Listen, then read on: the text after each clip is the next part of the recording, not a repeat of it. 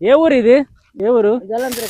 జలంత్రకోట అనే ఊరికి పెద్ద చరిత్ర ఉందండి. ముఖ్యంగా ఈ ఊరి గ్రామ దేవత శ్రీ లిమ్మేశ్వర అమ్మవారు 18వ శతాబ్దంలో జలంత్రకోట రాజు రాజా రామకృష్ణ చంద్ర చట్టోరాయ్ గారు ఒడిస్సా రాష్ట్రంలోని తుంబగడ వద్ద ఉన్న అమ్మవారిని తుంబగడ నుండి ఈ ఊరికి తీసుకొచ్చేటప్పుడు ప్రతి అడుగు దూరానికి ఒక మేకపోతును బలిస్తూ 17వ శతాబ్దంలో రాజుగారు ఈ దేవతను జలంత్రకోటను తీసుకువచ్చి గుడిని నిర్మించారంట. అశ్వయుజం నెలలో అమ్మవారి జాతర కూడా చాలా ఘనంగా జరుపుతారు. ఈ ఊరిలోని మరో ముఖ్యమైన ఆలయం శ్రీ జగన్నాథ స్వామి వారి ఆలయం. ఇది 17వ శతాబ్దంలో నిర్మించబడింది. స్వామివారి విగ్రహం ప్రత్యేకత ఏమిటంటే పూరి జగన్నాథుడి విగ్రహం కంటే కూడా ఇక్కడ విగ్రహం పరిమాణంలో పెద్దగా ఉంటుంది. అలాగే ప్రహ్లాద్ నాటకం కూడా ఈ ఊరిలోనే పుట్టింది. మొదటిగా ఈ నాటకాన్ని ఈ ఊరి రాజుగారు 18వ శతాబ్దంలో ఒడియా భాషలో రచించారు. తర్వాత ఇది ఇతర భాషల్లోకి అనువాదం చేయబడింది. కావాలంటే మీరు గూగుల్లో ప్రహ్లాద్ నాటకం లేదా రాజ్ నాటకం టైప్ చేస్తే సమాచారం లభిస్తుంది. ఈ ఊరిలో ఒక ఒడియా కవి కూడా ఉండేవారు. ఆయన రాసిన ఒడియా పుస్తకాలు ఇప్పటికీ పాఠశాల నుండి డిగ్రీ పీజీ వరకు చదివిస్తుంటారంట. సందేహం ఉంటే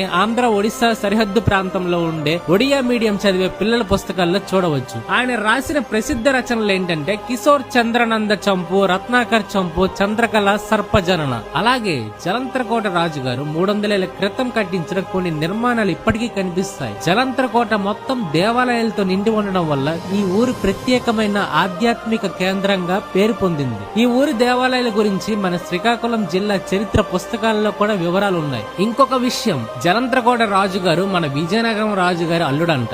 మొత్తంగా చూస్తే చరిత్ర, దేవాలయాలు, రాజుల వారసత్వం, ఒడియా తెలుగు సంస్కృతుల సమ్మేళనం ఇవన్నీ కలిసి జలంత్రకోటను ఒక ప్రత్యేకమైన చారిత్రక గ్రామంగా నిలబెడతాయి. లిమ్మేశ్వర అమ్మవారి అనుగ్రహం, జగన్నాథ స్వామి వైభవం, ఇక్కడ పుట్టిన కళా సాహిత్య సంపద, ఇవే ఈ ఊరు అసలు గౌరవం. కాలం మారిన జలంత్ర